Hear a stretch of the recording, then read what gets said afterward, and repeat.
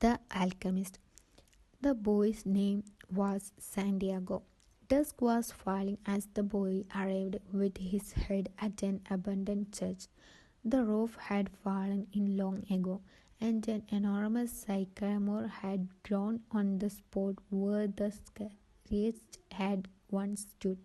He decided to spend the night there. He saw to it that all the sheep entered through the rained gate, and then laid some planks across it to prevent the flock from wandering away during the night.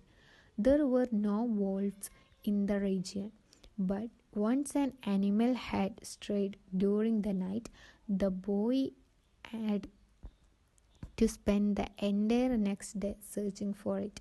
He swept the floor with his jacket and lay down, using the book he had just finished reading as a pillow. He told himself that he would have a start reading thicker books. They lasted longer and made more comfortable pillows. It was still dark when he awoke, and looking up, he could see the stars through the half destroyed roof. I wanted to sleep a little longer, he thought. He had the same dream that night as a week ago, and once again he had awakened before it ended.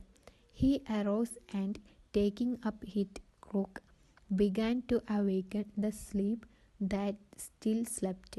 He had noticed that as soon as he awoke, most of his animals also began to stir.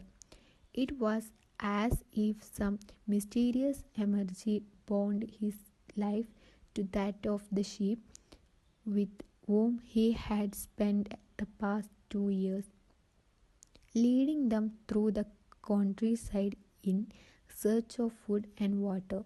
They are so used to me that they know my schedule, he muttered. Thinking about that for a moment, he realized that it could be the other way around, that it was he who had become accustomed to their schedule.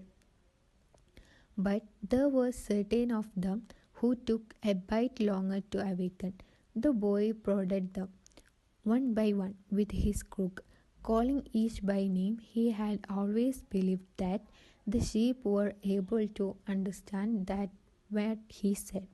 So there were times when he read them parts of his book that had made an impression on him, or when he would tell them of the loneliness or the happiness of a shepherd in the fields.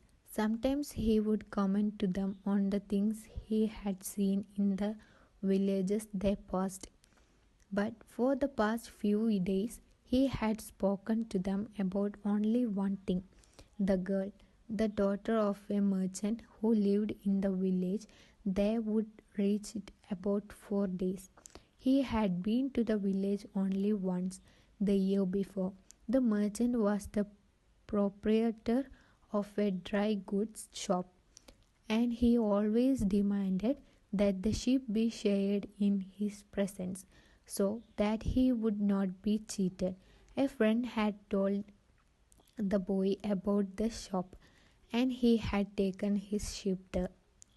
I need to sell some wool, the boy told the merchant.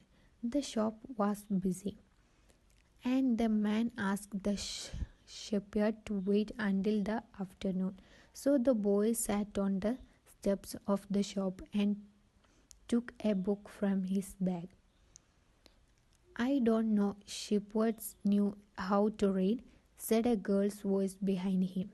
The girl was typical of the region of Andalusia, with flowing black hair and eyes that vaguely recalled the Moorish conquerors. Well, usually I learn more from my sheep than from books, he answered. During the 2 hours that they talked, she told him she was the merchant's daughter. She spoke of life in the village, where each day was like all the others. The shepherd told her of the Andalusian countryside, and related the news from the other towns where he had stopped. It was the pleasant change from talking to his sheep. How did you learn to read? The girl asked at one point. Like everybody learns, he said, in school. Well, if you know how to read, why are you just a shepherd? The boy mumbled an answer that allowed him to avoid responding to her question. He was so sure the girl would never understand. He went on telling stories about his travels, and her bright, Moorish eyes went wide with fear and surprise. As the time passed, the boy found himself wishing that the day would never end, that her father would stay busy and keep him waiting for 3 days. He recognized that he was feeling something he had never experienced before, the desire to live in one place forever with the girl with the riven hair. His days would never be the same again. But finally, the merchant appeared and asked the boy to shear for sheep. He paid for the wool and asked the shepherd to come back the following years. And now it was only 4 days before he would be back in the same village. He was excited and at the same time uneasy. Maybe the girl had already forgotten him.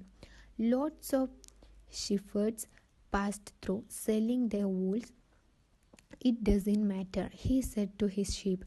I know other girls in other places, but in his heart he knew that it did matter.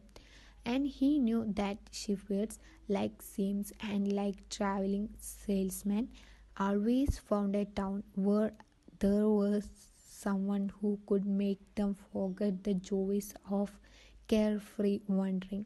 The day was dawning, and the shepherd urged him his sleep in the direction of the sun. They never have to make any decision, he thought.